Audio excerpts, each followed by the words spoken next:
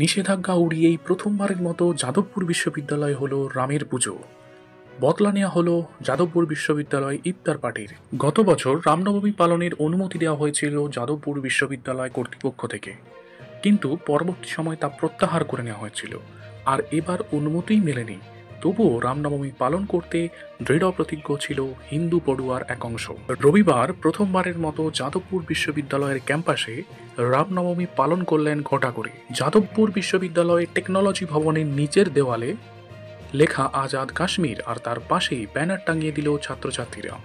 বিশ্ববিদ্যালয় চত্বর মুখরিত হল জয় শ্রীরাম, ভারত মাতা কি জয় স্লোগানে। বিশ্ববিদ্যালয় চত্বরে রামনবমী পালনের জন্য কর্তৃপক্ষের কাছে অনুমতি চেয়েছিল উদ্যোক্তারা। উপাচার্য নেই এই অজুহাতে অনুমতি দেওয়া হয়নি বিশ্ববিদ্যালয় কর্তৃপক্ষের তরফে।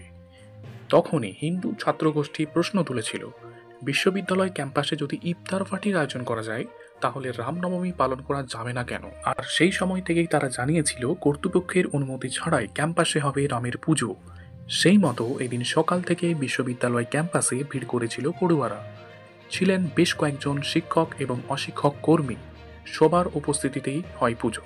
এবিভিপির দক্ষিণবঙ্গের রাজ্য সম্পাদক বলেন, এর আগের বছরও আমরা শোভাযাত্রা করতে গিয়েছিলাম, বামেরা হামলা করেছিল, আমরা প্রতিজ্ঞাবদ্ধ ছিলাম।